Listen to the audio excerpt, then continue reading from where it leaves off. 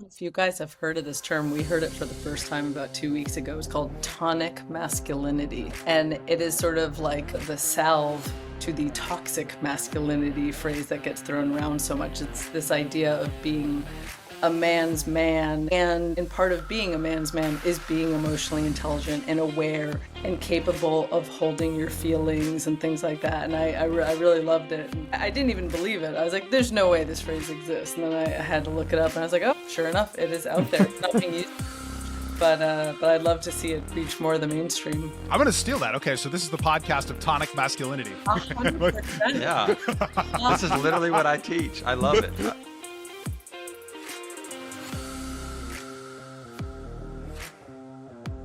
And Danielle and Michael, welcome to the Present Fathers podcast. I have been looking forward to this conversation for a long time. So excited to chat with you both. I want to ask a fire starter question first, and then we'll get into your background. My son is 5 years old. When I'm looking at planning for his future and helping him make decisions about what he's going to do, in 13 years, how do you think the college landscape is going to look? Should I push him towards the college track like the one that I took, or should I look at other options with him as well? I think things are going to be incredibly different. And the thing that comes to mind to me is that parents are always concerned about the opportunity set for their children. And I think for a long time, we have mapped college as opportunity and not unbundled it. And I think if I were in your shoes, talking to your son in, 13 years from now, which, wow, so much is going to change. Like, I'm going to look back at this podcast and be like, wow, holy moly. Everything's totally different 13 years later. And I think the thing to talk to him about is what are the opportunities on the table right now? What do those look like and which ones are best, given the skills that he wants to build, the places he wants to go in life, where he wants to live, the types of culture he wants to be in. I know Michael takes a little of a harder opinion than I do. I'm more on the hey, educational choices are cool. Maybe some people will want to go to school. Maybe some people are going into the trades. Some people are starting companies. I'm very much about choice across the board. But maybe on the what will college look like, I'm curious what Michael would say. Oh, I would say you should not talk about this at all with your child.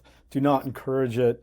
I mean, if other parents at that age are telling their kids to get ready for college, you're in trouble. I think there's no greater damage we can do our kids these days than forcing them into a competition for a limited number of seats at some, elite university. Why? Well, just look at any consumer packaged good. It's like water. Let's take water. All these waters are virtually the same. Evian, Smart Water. Who cares what the difference is? They fight for meaningless differentiation. Why? Because they're in really intense competition. And the same thing happens for people who are applying to these schools.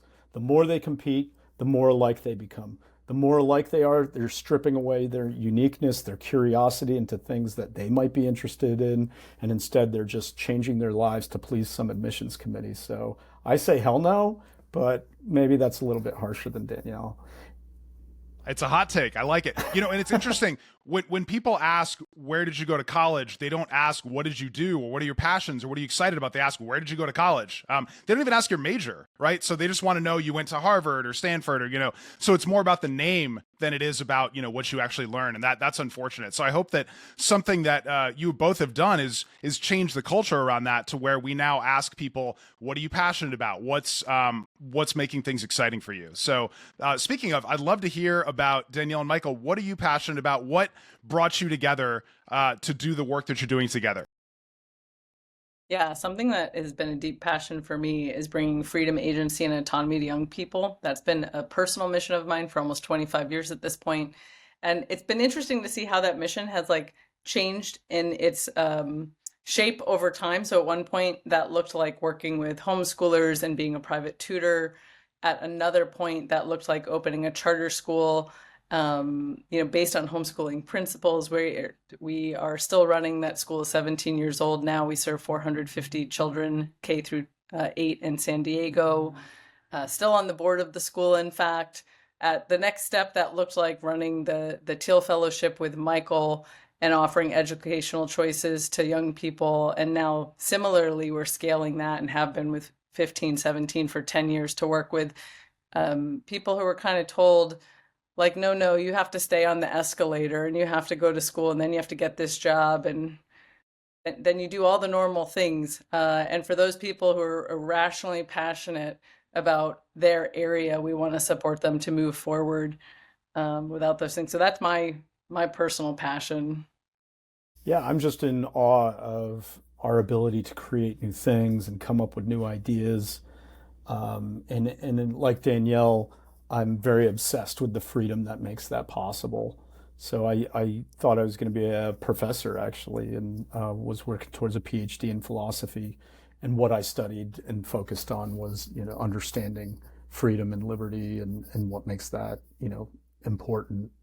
Um, but I really wanted to be a writer, and I left and stepped aside and found my own way to the Thiel Fellowship, and I really did see it as, even though it was very different, I saw that through line, which was we were trying to liberate people to pursue their curiosity independent of social expectations, and what people deem as a traditional path to success. So, for the listeners that don't know, can you kind of dive in a little bit to what the Thiel Fellowship is and the 1517 Fund Sure, is? yeah. In 2010, long time ago now, but still fresh in our minds. The cost of tuition was skyrocketing.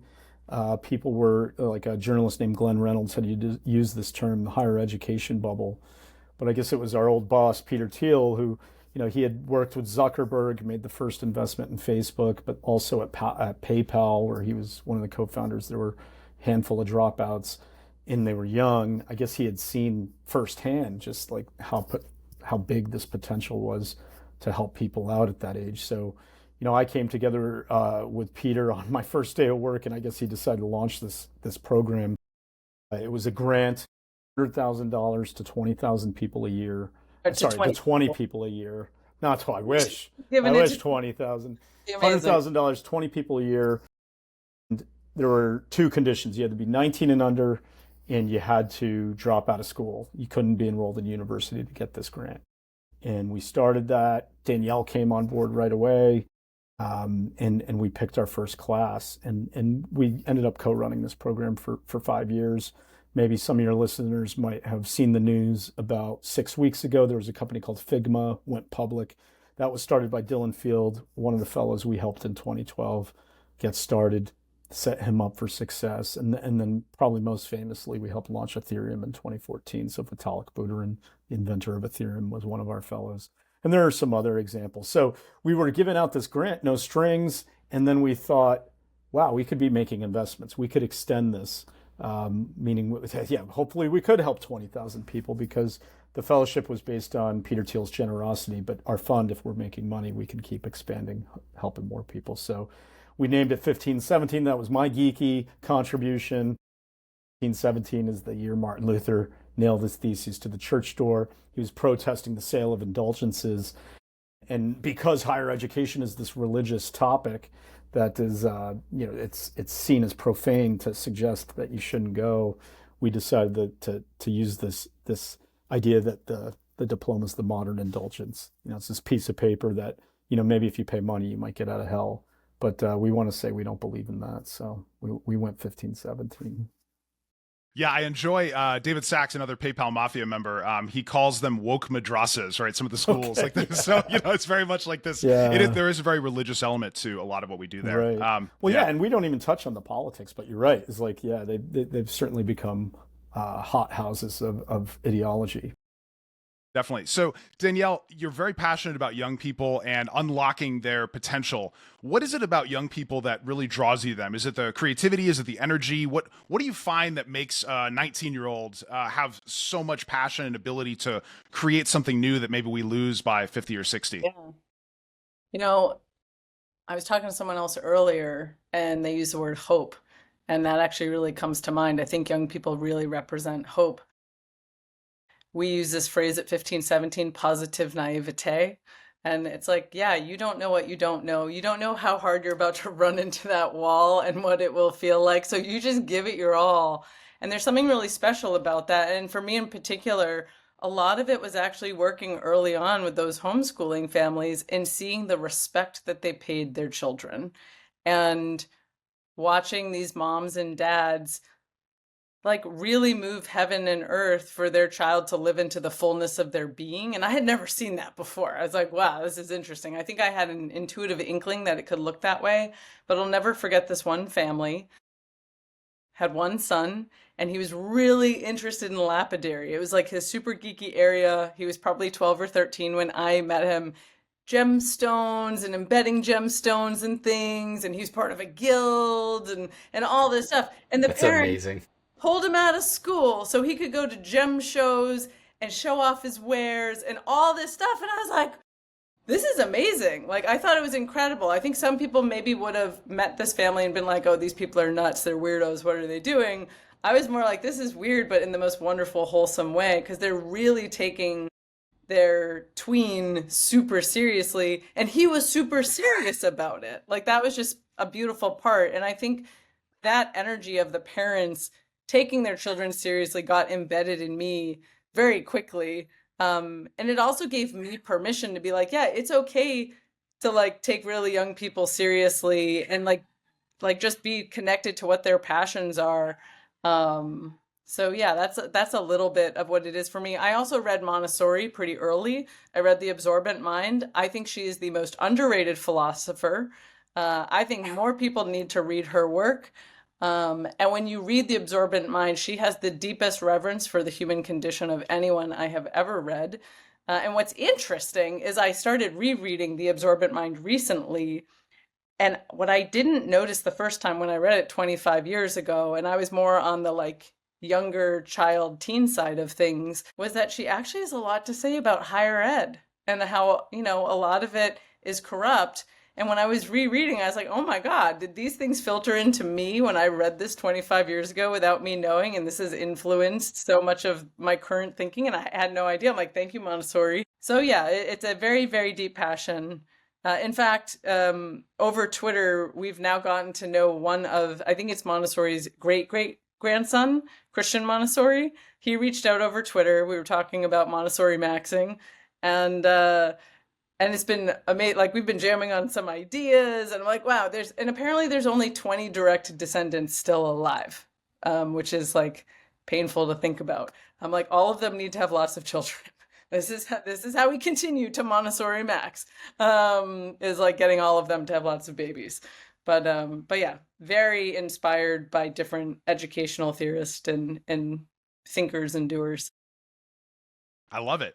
Michael, anything to add? Anything unique about young people that you've really been inspired by? I think when I looked into the history of scientific discoveries and change over time over the last century, it became abundantly clear that we just have stopped trusting younger people to do great work.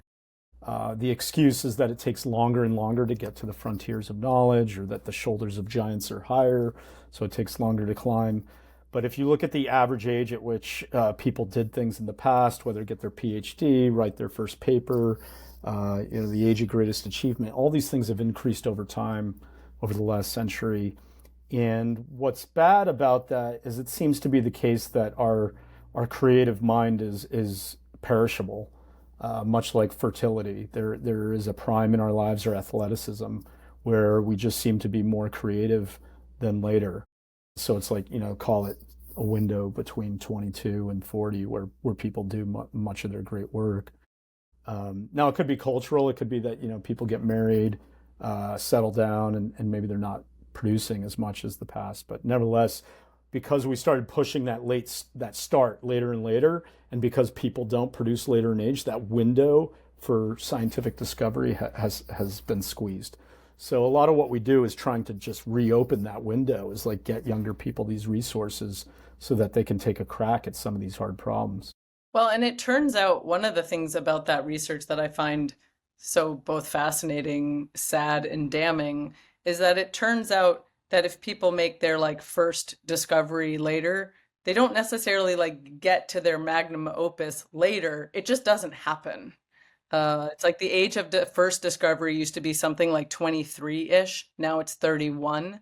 And the chance that you're going to do your magnum opus, around 7 or 10 years later, looks like it diminishes.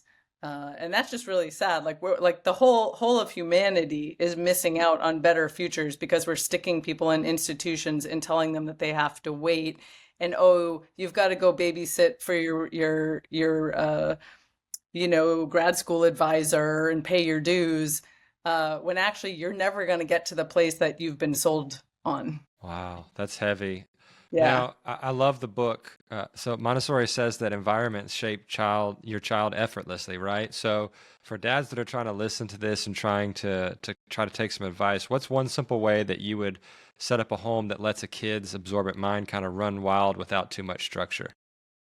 Oh man. Yeah, I've got a lot of different things. I was speaking on a panel in Mexico. This was years and years ago, and actually it was wild. There was someone who was running for Minister of Education in Mexico who was also on the panel, and he was like up for election, so he's doing the whole dog and pony show, kissing babies sort of thing. And I'm on this panel with this guy, and I'm like, oh my gosh, like this is wild. And he's saying very highfalutin things and just sounds like words, words, words, like very politician oriented. And the panel host asked me, like, Danielle, what do you think parents should do? And I said, you know what? I think learning starts at home. And don't wait for someone else to implement a school that you're going to love. And don't wait for someone else to implement the program at the school your child goes to. Read to your children at home, do projects at home. And the crowd went wild. It was insane. I was like, oh my gosh, like I'm just saying, to me, I'm just saying the obvious. And it was like very sacrilegious to the politician on the stage that like, oh, you should actually take care of this at home because they're not gonna do this in the timeline you want in the school. And I feel like the same is true here. And I love this question.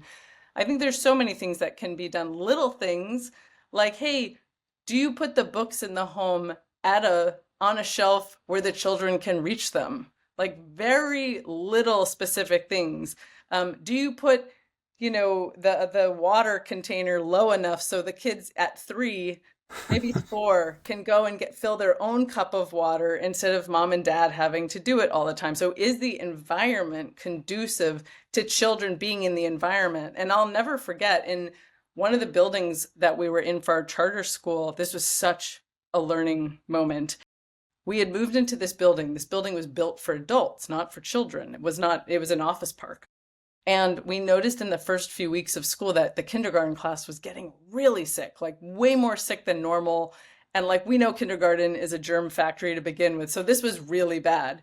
And what we noticed was that the kids couldn't, like it was the type of faucet where the kids couldn't turn it on and off easily. They had to like hit the top and they couldn't do it. So they were just extra dirty. And so from then on, we always would literally get on our knees, any building we were checking out, and put some like towels under our knees and just walk around and see, what is this environment like? And I think for parents, you can do that. You can get to the height of your child and you can see what they could see. Another thing that I think is super important is vocabulary. Just speaking as you would to any other adult to your child. And yeah, they're going to have questions and ask.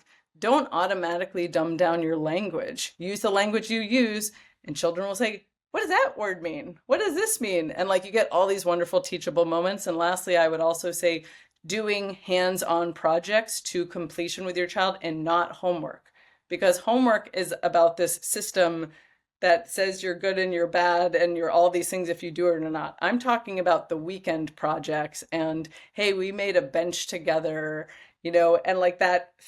Children are very in the world and physical. They're not. Later on, they become more abstract. And so especially for dads, use that doing energy with your children. Oh, hey, come in the garage. We're going to go do this project today. Stuff like that is just an incredible like learning opportunity and bonding opportunity between parent and child. I actually think Michael said something very profound, where he said that higher education and these institutions essentially take your originality and they make you conform to something else. Well, at that age of 19, one, you're pliable, so that's when you're probably easiest to mold into something else that somebody else may want, because you look to your peers for a lot of information. But two, if you don't look to peers and you don't allow your passions or your originalities to be snuffed out, I think that is something that puts you way ahead of the curve because it allows you to fail more. And I think failing as often as possible at that young age is the best thing you could do. If I could give myself any bit of advice and go back to my 19-year-old self and say, hey, this is what you need to do, I would tell myself, try the hard things, do the hard things, fail at them as much as possible so you learn, and then you'll become a greater man, in the future. So that actually leads me, and I'll let y'all follow up, sorry. That leads me to my question is, if you could go back to your younger self and give yourself advice, what would that be? Well, for me, I think I was too much. I was too afraid. My passion was poetry and writing. I I had favorite writers, T.S. Eliot, Tom Wolfe, and for some reason I thought if I stayed in school longer, it'd give me more time to read and write. And T.S. Eliot had a PhD, so I was a little imitative of him. I was like, oh, maybe I should study. I'm in school just way too long, and I never had the courage to think I could write something that was truly great. Instead, like the best I could hope for was to maybe become a commentator on someone who was, had already been established as interesting. And so my advice to my younger self would be to just do it. Like at 18, like go, move to New York, start breaking into the theater scene, go work at these newspapers or whatever, 100%. just get writing. It's never too early, and that's where you're really gonna hone your craft is actually in the doing. So yeah, I think that would be my advice is like, I say New York because I lived outside New York, had some connections to that world, so that would be my advice to my younger self. I like it. Danielle, what do you think? What do you got for us? Oh, sure. Um, Gosh, I like have one answer and I have a sense that like a second answer might be percolating that would be better. But my first answer is sort of similar to Michael's, and it's that like learning to trust, but to trust my intuition around things. Um, I remember lots of examples of like thinking I would go in a certain direction, but kind of like listening to other people and what they said. I even remember, being in college and talking to my advisor, and I was studying music was one of my majors, and then I was supposed to pick another one.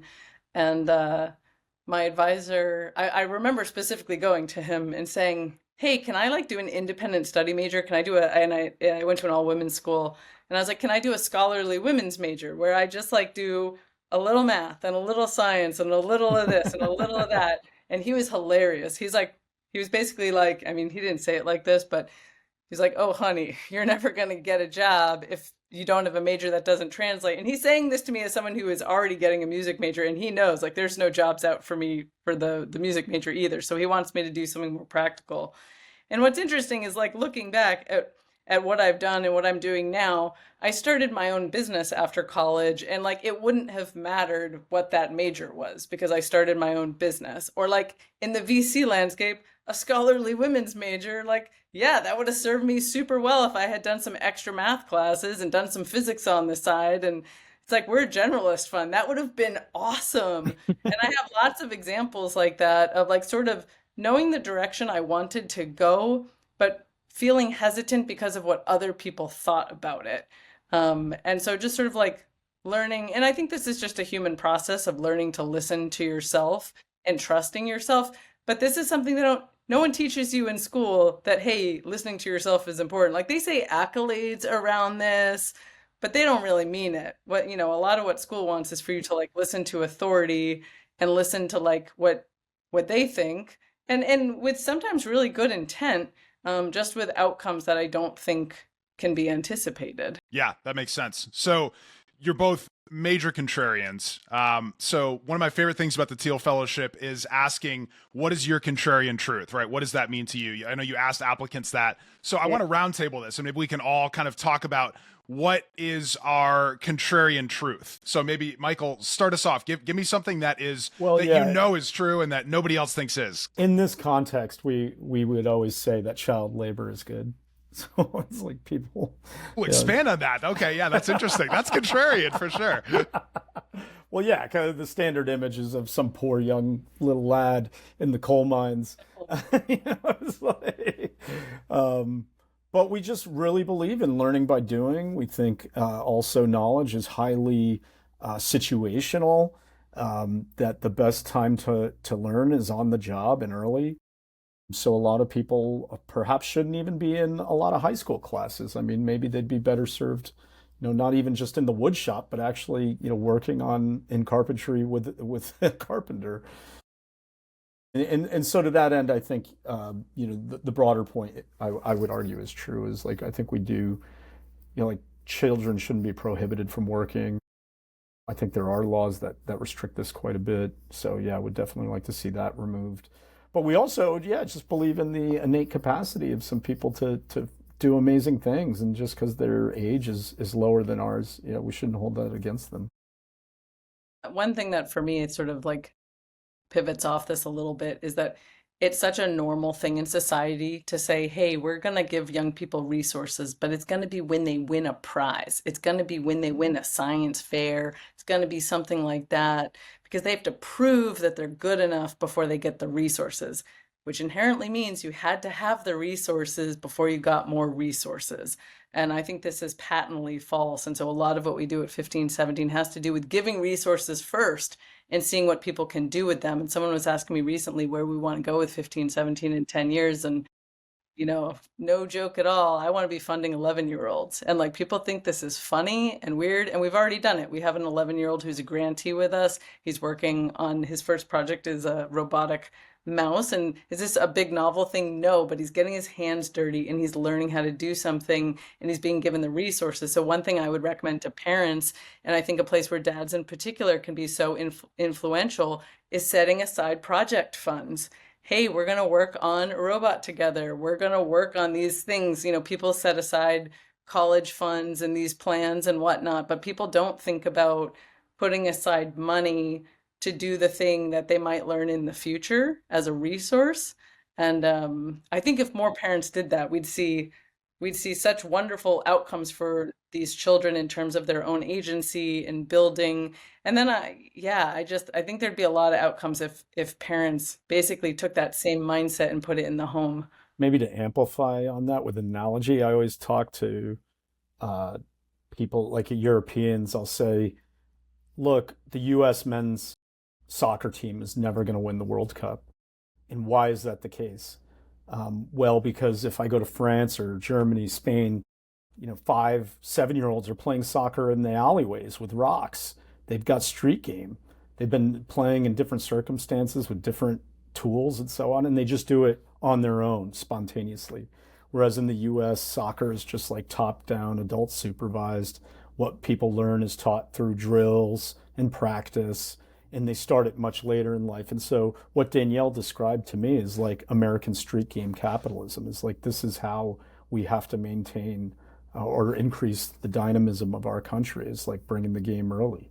Well, I'm going to add one more piece to that, which is I think a part that Michael and I have been actually like opened our eyes up to even more is like a lot of this street game is happening because of the infrastructure we have, including simple things like basements, garages, like do you have Right. a room that you can just mess up and play in, and you don't have that, if you're living, you definitely don't have a basement or a garage if you're living in Paris. Like that just doesn't happen. Yeah, Europeans don't really have garages like Americans have. It's kind of And we interesting. actually think that this is like a key factor. Like environment really, really, really matters, and being able Right. to have a place to take apart the toaster has an influence.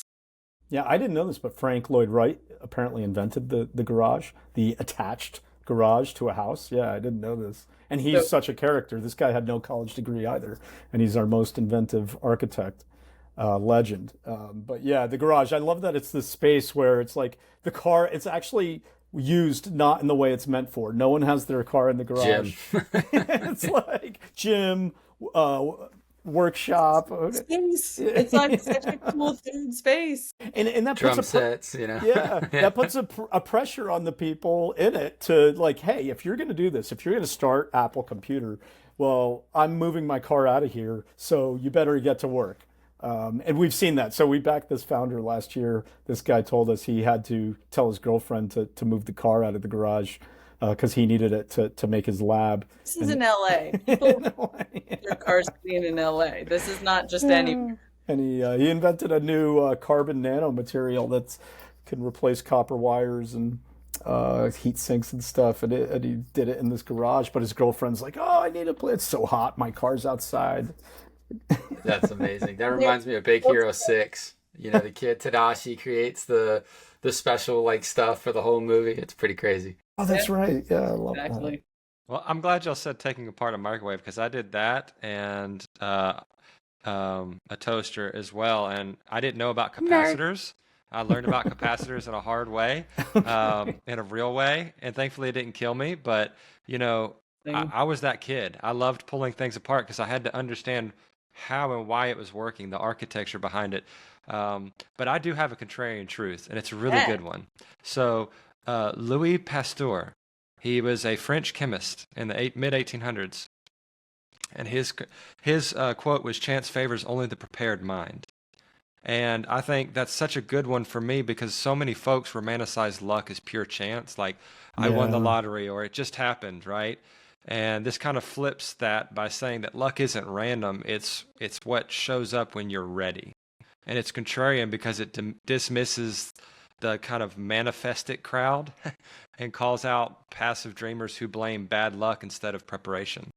And I'm kind of one of those people that want to just like analyze and study something so heavily and so deep before I even try to do anything. And I realized over time that I just have to execute and learn and figure it out as I go. But that quote was definitely the kind of contrarian truth that I kind of hold dear I'm for super myself. curious since we have two brothers here. So Justin, are you more impulsive? 1000%. Yeah. You know when you're looking over a cliff and you have that little voice and it goes, "Jump." Yeah. That's me. I'm that voice. That's the only way I could describe it. He's the devil on your shoulder. I love it. So mine is safety culture. My son is 5. He just started kindergarten, and there are 300 kids in kindergarten. It's a pretty big school. He's the only one, and I go with him, but he's the only one who rides his bike to school. So we bike back and forth 3 miles, and there's dozens, probably 100 kids that live within a couple miles of the school, and none of the parents. And I don't think that the parents are lazy or that they don't want to be with their kids. It's that they're afraid that something bad is going to happen to their kids. And so I'm biking there with my son every couple of days, and I'm hoping to kind of change that culture by force and say, look, we can do this. This is possible. Well, let's make it happen. So that's my contrarian take. Is we're just. Do you know about Lenore's work? No, tell me. Whoa. Lenore Skenazy. Yeah. We had her come speak at an event. Her work is called Is it Free Range Kids? Free Range. I was gonna say it's the Free Range Kids Project. She's done a lot of speaking about, hey, yeah, people don't let their children walk to the store, go to school. Everything's danger, danger, danger. You would love her work. She'd be. I think something happened where her children would take the subway to school in New York, and someone told the authorities that this was endangering the kids. Yeah. Yeah, so I do know that book, and I know she talks about, right, like literally having a piece of paper that you give your child to hand to people, like, I'm safe, like I'm not, I'm 8 years old, I'm allowed to be, on my own. My mom said this is okay. Like, we actually have to do that in our culture. It's crazy. We do live in a kind of crazy world though too, where people are just sick and evil now. But I mean, like my brother and I, we walked about a half a mile to school every day in middle school. And we were walking with no sidewalks along the side of the road where cars are coming by. My parents didn't think twice about it after a certain amount of time. Yeah. Because they just realized we're competent enough not to play in the street and do the stupid things that could get you hurt or killed, So, I don't know. That's a hard one, though.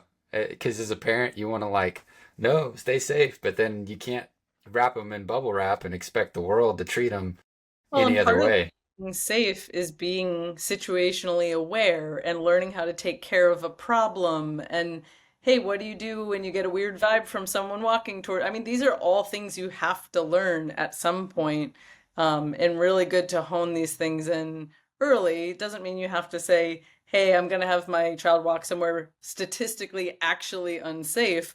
But these experiences actually like frame what they can handle in the future. I remember I used to live in San Diego. I grew up in Boston, and I'll never forget, I was sitting on the surf liner and I was eavesdropping on the conversation behind me. And this woman was like, yeah, my daughter's going to school in New York and she thinks it's a third world country because she's been sheltered in San Diego this It whole isn't. I'm just kidding. and like doesn't understand that there are places that aren't just like beautiful paradise. And I was like, I was just eavesdropping on this conversation and I was like, oh my gosh, like, yeah, okay, Manhattan is going to be kind of nuts compared to San Diego, and the child That's the has truth. this very sheltered California life. But sometimes change is good because it teaches you to Yeah, overcome and adapt. Yeah, no, You got to build the that's muscle. funny.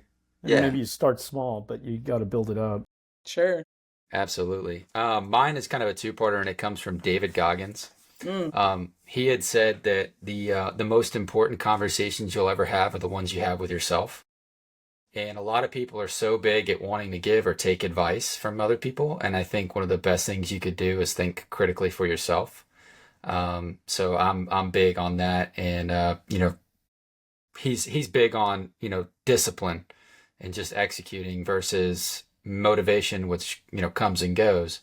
But then he also states that no one's coming to save you, and I think that goes hand in hand with what I was just talking about, because a lot of people in this world, especially the entitlement we see in this future generation, people think, oh, there's always going to be a mentor or somebody to pick me up and carry me or lift me. It's like, no, that's on you to go and get the things that you want and learn the difficulties and fail and do the things. So yeah, that's kind of yes. mine. But There's a great letter you might like. It's called A Gift to My Daughter by Harry Brown, the politician.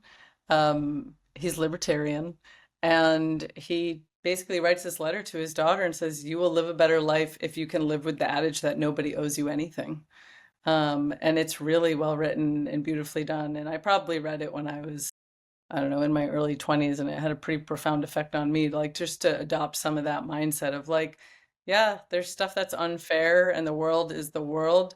Like, and if I don't take it like a personal assault or I think I'm deserved a certain thing, like I'm going to be able to roll with situations in a different way. Oh yeah, agreed. I was a fragile, pretty princess. It was a problem. I Wow, definitely, really? yeah, no, 100%. I was that millennial that got a trophy so I played T-ball for years and I was terrible at it. Like I was not good at it at all. But as a millennial, I got like 3 or 4 trophies every year. I got best nose picker in the outfield. I got, whatever it was. So finally, I'm like 11 years old and I'm a pretty athletic dude, but I was not good at baseball. One of my coaches did me the kindness of saying, this doesn't seem like the sport for you. Maybe try tennis or wrestling or something. And I said, what are you talking about? I have all these trophies. And he laughed and he said, just try something else. You really seem to be struggling with it. And so the everyone gets a trophy thing is very confusing. It was for me. I really needed someone to be kind enough to tell me like, this is not working. Dustin's in the outfield looking like George Bush. Oh, a bird. What? Right. Exactly. So I'm enjoying these roundtables. So let's do another one. You talked a little bit on Molly O'Shea's podcast last week about traits that you look for and then anti-traits that you want to avoid. So Yeah. as dads, we have all these traits, all these things we want to help our children cultivate. Can we think of maybe one really key trait that is essential, that we can instill in our kids, and then maybe one anti-trait as well, something like entitlement, that we want to avoid. So if that, you see it in your Thiel Fellows all the time, and with the kids you work with. So maybe you have some advice in that regard.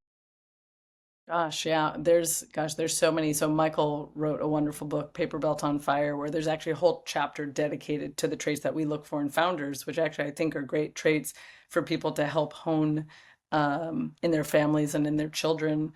Um, Gosh, one of the traits that is my favorite, we call hyperfluency, and I think it's something that you can help to develop in the family. And what this looks like in the young people we work with, both in our time at the Thiel Fellowship and now with 1517, is it's that person that you're talking to who is insanely passionate about their area. When you're on the edge of your seat because you could listen to someone talking about something backwards and forwards all day, it's like that level of passion and intensity.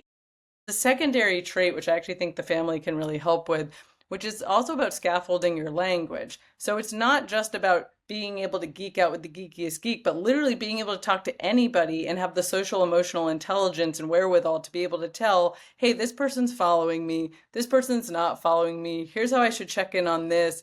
And that level of awareness in someone who's super geeky about something is more rare. And so I think that's something that could be honed in the home by conversation at the dinner table of, hey, yeah, tell me about this thing. Yeah, I've really noticed you're super into X, Y, and Z. Tell me more about it. Oh, how does that work? Explain this to me. Like getting them to actually do the articulation piece, I think is something that is like one of those traits that has huge ROI over time. Without even like the family like knowing it. So that's like a pro trait. That makes a lot of sense. I love it. Definitely. Michael, what do you got for us? What do you think? I think it's having conversations like we're having here. If someone is routinely unconventional, that's something that we find very interesting. It's weird is about like beliefs is that, and it ties into these points about, maintaining uniqueness, is that we find like if you have one strong view in one field that you're pitching us, okay, that's kind of interesting. What we've noticed is like it also corresponds to having strange views in other fields. So like yesterday we heard a pitch from a quantum physicist, and this guy was telling us, and he's working on a very specific thing, like trapping electrons in this atom thick layer of a material. Okay, mind-boggling. But then he's telling us that he also believes his cat and he can communicate via quantum entanglement. And we're just like, okay, this guy's one of our types of people. We love him. We're like, you're our people. Yeah. So there is something about like universities will eliminate you from the pool based on your worst views or your craziest views that they deem negative, instead of thinking about what is your best view and pushing and letting you pursue that. So it's like they're always looking for these eliminators, and that's the way they're creating this homogenous group. And so one thing we're looking for, there's a little bit of a multidisciplinary aspect to it, but it's also like the weirdness of it. So that sort of thing appeals to us a lot. And I think by having conversations like this, courage is such a strange virtue, because it's like, to me, it comes in different forms. We've talked about maybe physical courage. And it's interesting to me, though, that that's very different from like emotional courage or intellectual courage, because it's like there could be Navy SEALs who do the most daring things out in the battlefield, but then they come home and they're afraid of having a difficult conversation with their wife. And that's very strange to me.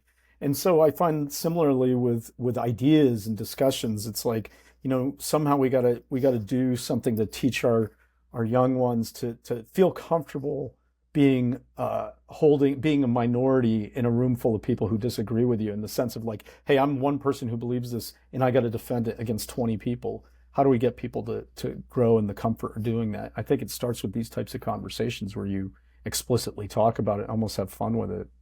And that is a rare trait among children. I mean, I know when I was 19, yeah, the thought of, saying no to a 30-year-old with a lot of authority would have been really tough. So that's a great trait for sure. Brandon, what do you got? What do you think? For me, active listening, you actually have to be listening to hear and understand and empathize with a human being. And the more you understand like psyche and behavioral psychology, the more you figure out how those behaviors drive that person, you understand it furthermore. And so that active listening is such a crucial trait, because like, especially in relationships, you can hear the need and not just the words that are being told to you, right? And then critical thinking obviously is a really, really important trait. And then I'd say for anti-traits, a lot of people don't have the ability to disagree and not just let their bias take over. And what I mean by that is like, when people disagree, there's usually a lot of animosity or ad hominem or something to that extent. But it's like, it's okay to disagree. And if it's great to disagree and have civil arguments and try to figure out, because there could be things that person has that's right that you didn't know, that you're ignorant to, and the other person might have a little bit, and meeting in the middle, there could be some common ground that creates such a positive experience and expels ignorance from both sides. And so I think of like examples like when you say, well, that's a 6, and the other guy's screaming, that's a 9. And it's like, it's just the viewpoint of the person, right? And it's kind of that example that comes to mind. But, it's definitely one of the things that comes to my mind constantly, is that people just they can't disagree and be okay with it. It's like there's this cognitive bias that just sets them off and triggers them.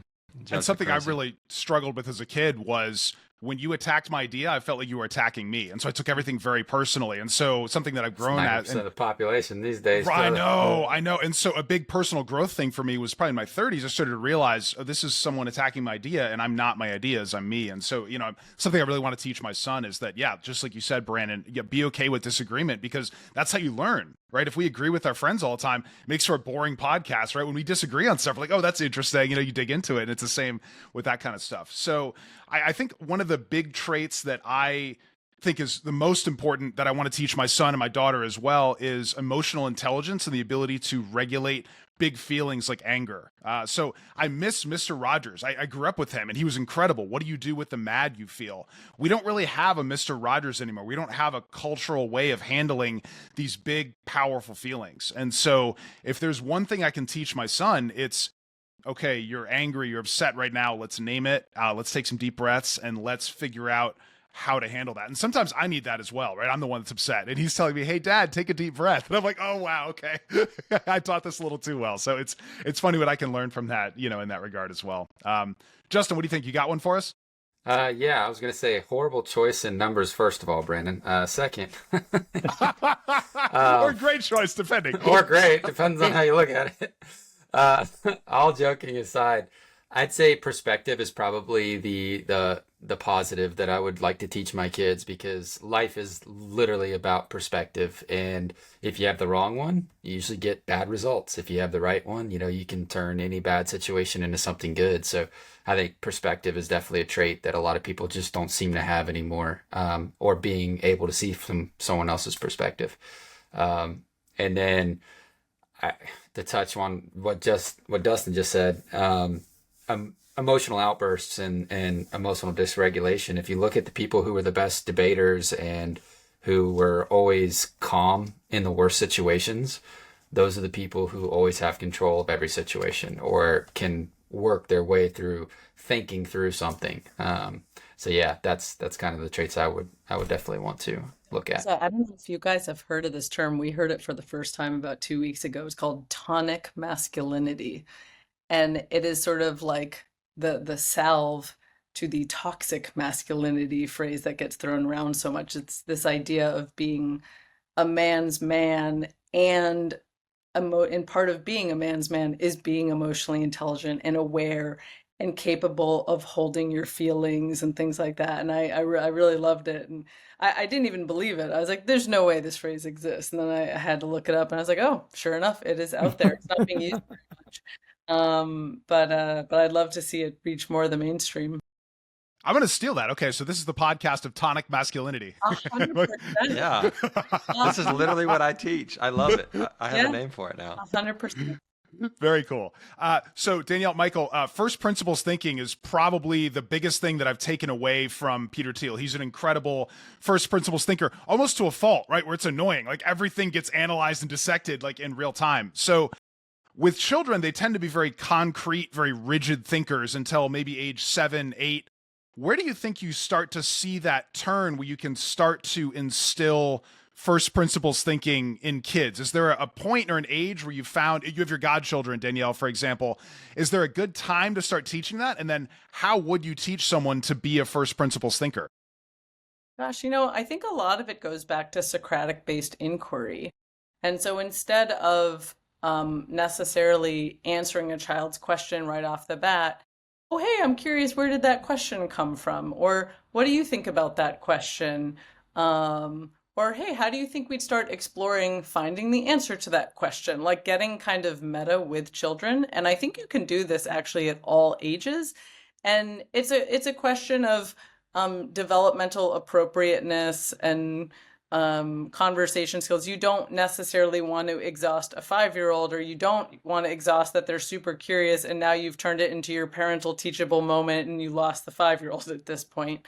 But I think that there's a lot that can be done in terms of like dialogue back and forth, kind of like what Michael was saying, from a very, very early age, and then developing that over time. And when I used to be a private tutor, the age that I noticed a lot more abstract thinking, like really fully settling in, was about 10. And it was really interesting to work with children and have them hit somewhere around 10. And all of a sudden they're I think maybe they were thinking this way before, but it was like they didn't have the articulation to share these philosophical thoughts or certain big sort of like worldly questions, but then they do, and then you can start having conversation about it, and then you can have a more mature discussion. Love Funny it. That makes you sense. say that about Peter Thiel, because Danielle she noticed this right away. Is it, like, if you ask Peter what his favorite color is, he'll take that as a question about first principles. Like, and here's another thing that is, I think, admirable actually, is he's comfortable with silences.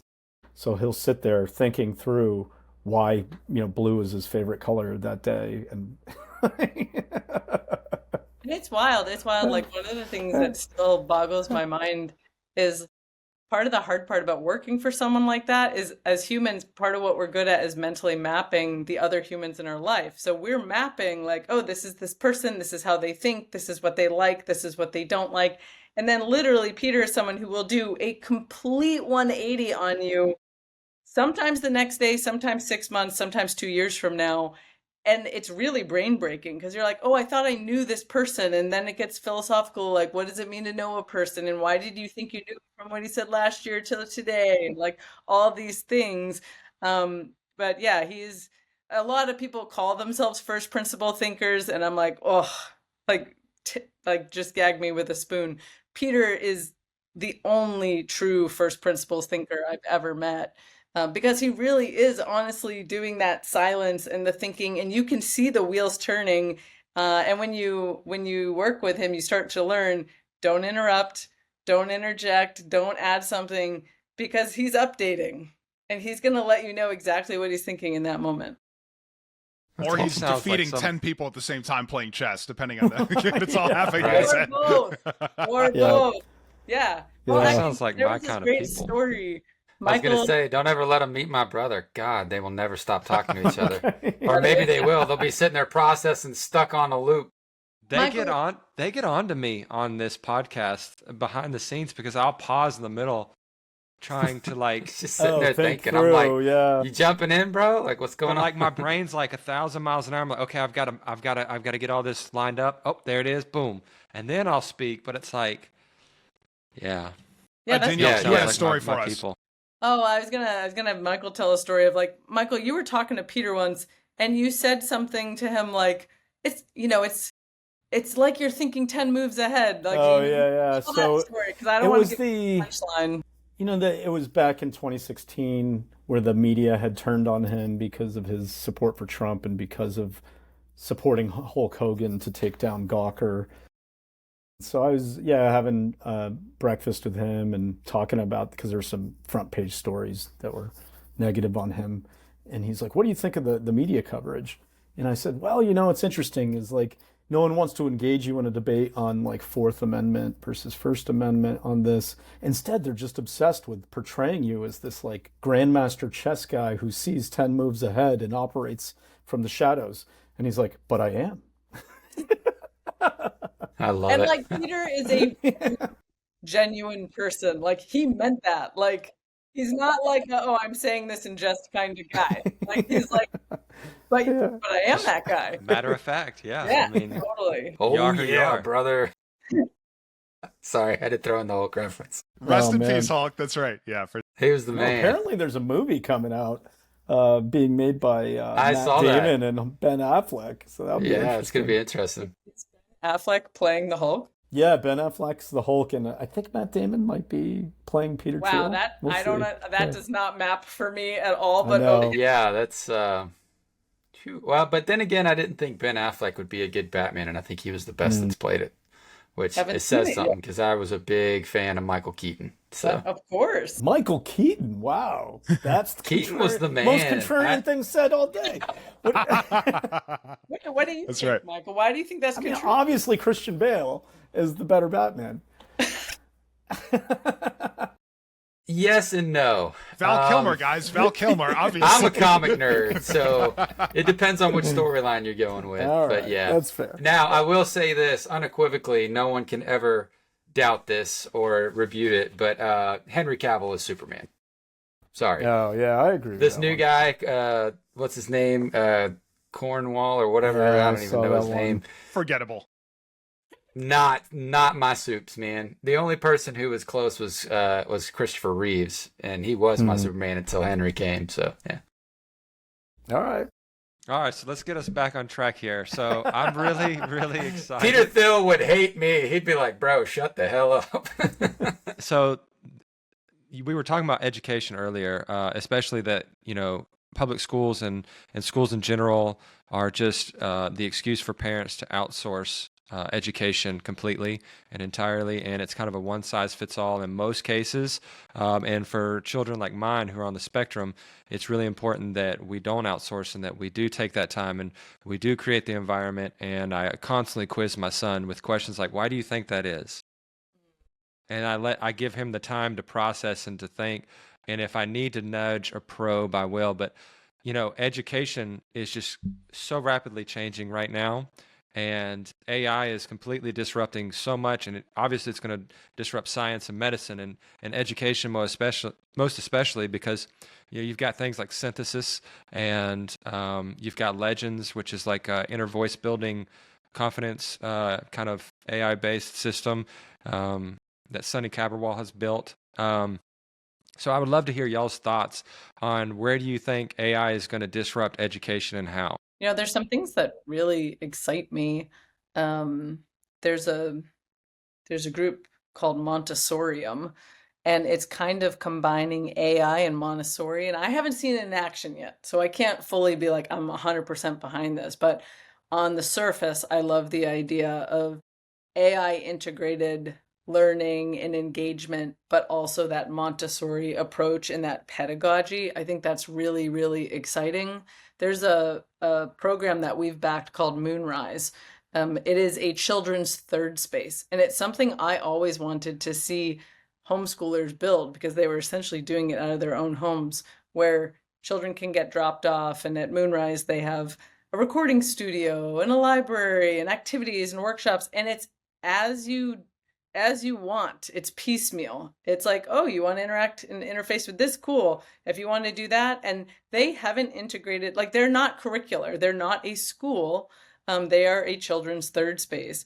And I think a lot of the reason parents needed to send their children to school is also like it gets actually, I think, into society and governance and federal taxes. And oh wait, now we owe more to the government, and so that means both parents in the house have to work and all kinds of things.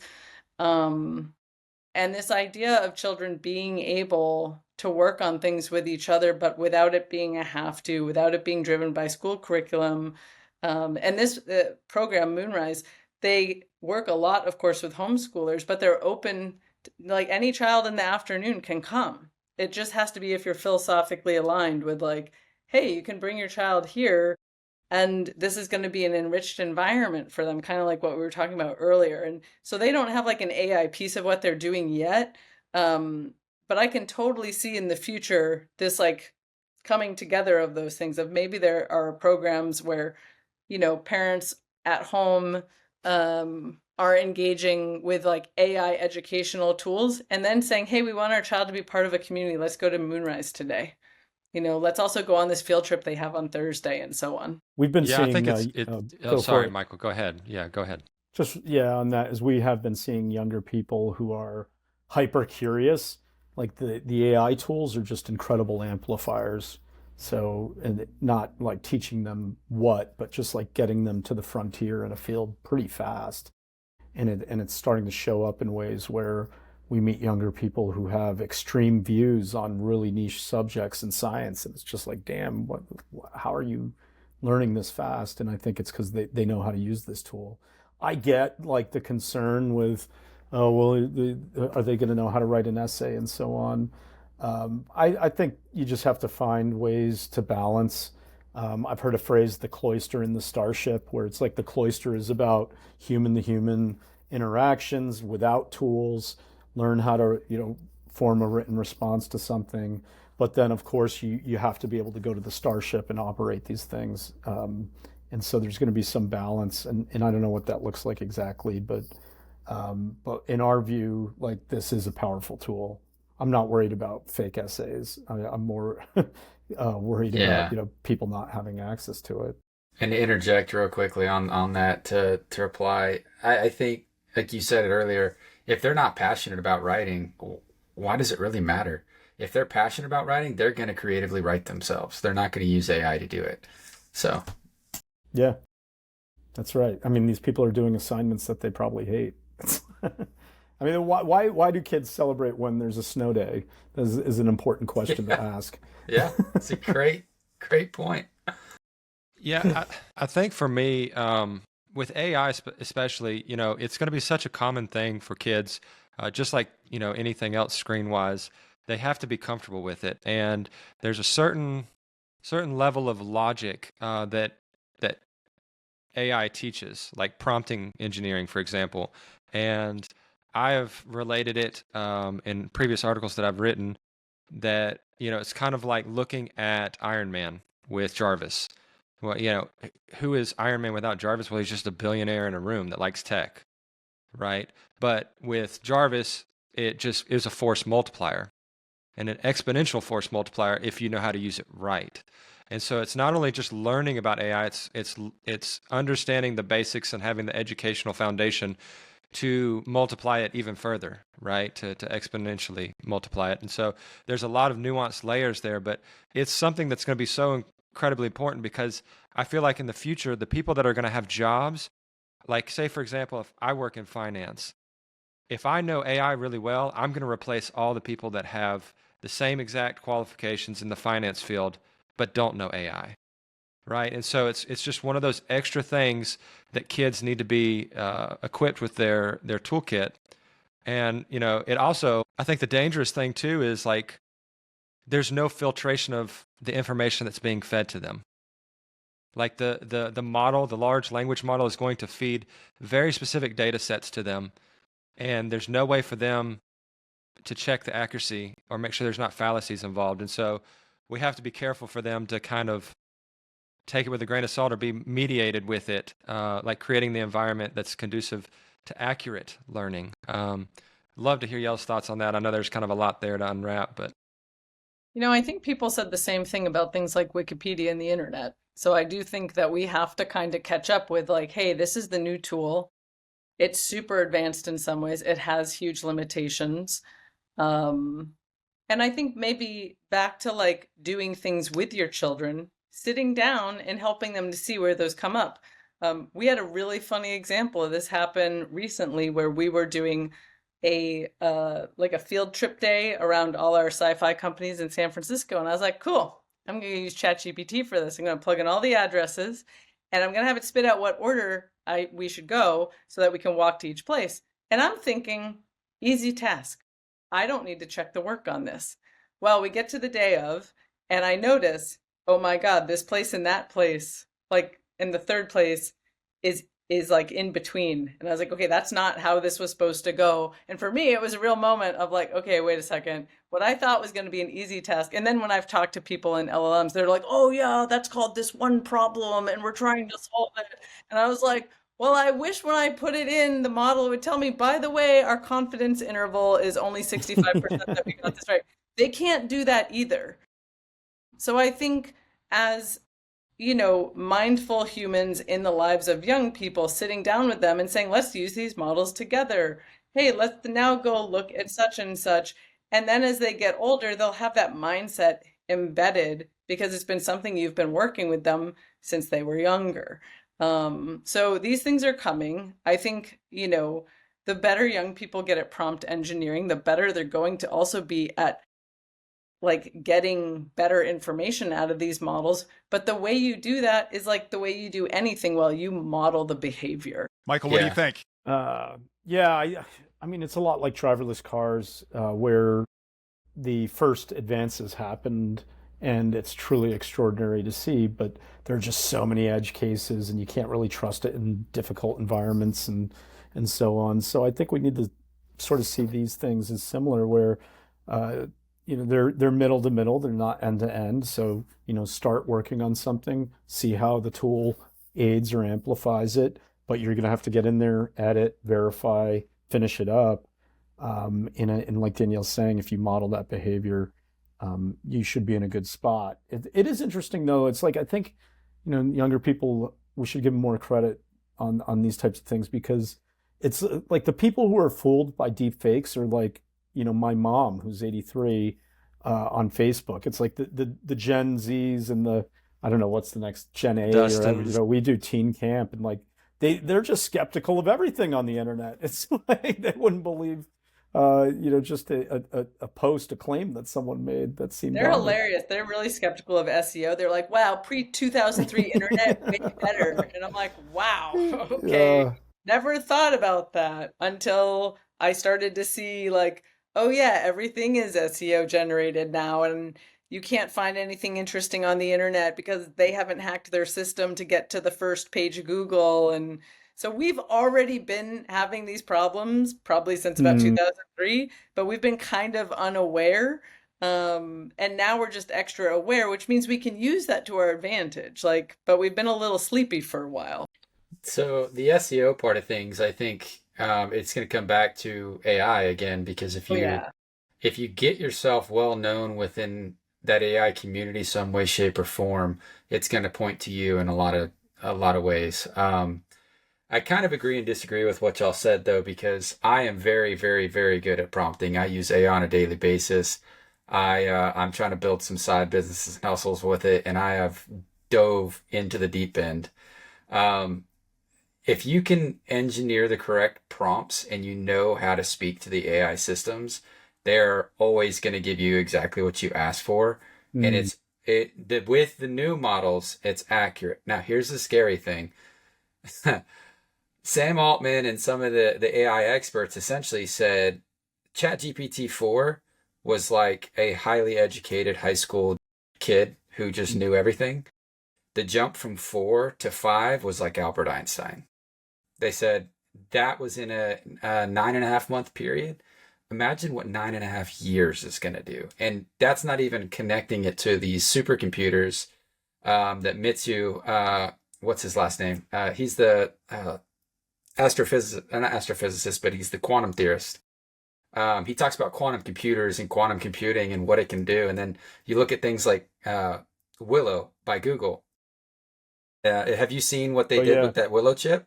yeah, They right. essentially prove there's a multiverse or multi-dimensional way of processing things. And it's like, if you can ask something a question and it spits out the results 27, or 17 quadrillion times or something in 15 minutes, eventually you're going to say, okay, here's all the foundations we know in the known universe about chemistry and biology and everything. Yeah. Find me the cure for cancer. And it's going to ask this question and run that process that many times in 15 minutes. We're going to be able to answer all the world's problems eventually. And that It could happen is. in the next decade. Yeah. It's Well, interesting. I'll go for it. Sorry. I was just gonna just add a little Yeah. quip of like, it is interesting to think about this particular moment as like, yeah, maybe this is just a blip in the radar. We're working some of the things out of the system, and literally a small amount of time from now, we're gonna be in your this position, Justin, of like, it just works and it's really good, and we don't need to question it as much. Yeah, I Michael, think. you were Oh, jumping in. Well, I was like, if it can answer questions about the origins of the universe or the deepest problems in physics, the next question we have to ask it is, how should I educate my children? How do and I make maybe my see. podcast have 70 million viewers? right. Yeah, exactly. Well, and so I think the future, especially for our kids, is not everyone's going to have the answer. So it's going to be who has the great questions. who has, it's just like Douglas Adams' books where we built this supercomputer to find the answer, which was 42, but we forgot the question, right? So we made up for that situation. That's why I think it's critically important to have people like y'all who think creativity and uniqueness is a good thing, because the reason I have done so well with the AI is I am extremely creative with it. I think outside the box and I ask it things and I treat it in a way that most people do not treat it. You got to remember, you essentially have Steve Jobs in the palm of your hand. And it doesn't make the mistakes critically thinking that other people would make. And you can essentially say, teach me how to run this business in this sector. I've never worked in it. I have these skill sets. Do this. It will literally take you step by step on how to create websites, how to launch your programs, how to, like, literally everything you'd ever have to do. It's unbelievable. And eventually you'll have agents that will do all that thinking for you. It'll be able to predict, like, you know what? We think in 3 years, Justin's going to want to be in this position. So we're going to be working in the background to be making that happen without you having to say, how do I get 70,000 more followers on my podcast? It's going to be already thinking that for you. It's crazy. That's wild. A very cool co-pilot. So as we wrap, incredible conversation. Thank you both so much for your time. Really enjoyed it. First of all, what's the best place for people to reach you? Is it a website? Is it on your socials? If we want to get a hold of you guys, what's the best way to do it? Yeah, 1517fun.com is our website for people who want to read and learn more. Both of us are on Twitter. Email is also great. I can just be reached at Danielle at 1517fun.com. I love hearing from irrationally passionate people. And yeah, you can guess Michael's email from there. Yeah, we're on. You can find us on X too, or just add us and say something. Danielle's great on social media. Perfect. Okay. Any closing thoughts from either of you? Anything you'd like to share with the audience before we wrap? I just say go like break things with your kids and go make things with your kids. Oh, Love it. I like that. That's a lot of fun. I love it. All right. Excellent. Well, thank you both again so much. This has been a wonderful conversation. Dads, let's get climbing that mountain of fatherhood, and we'll see you on the next episode. Thanks for watching this episode of the podcast. If you're on YouTube, drop a subscription to us, and if you are listening on Apple or Spotify, please leave us a review. It helps greatly.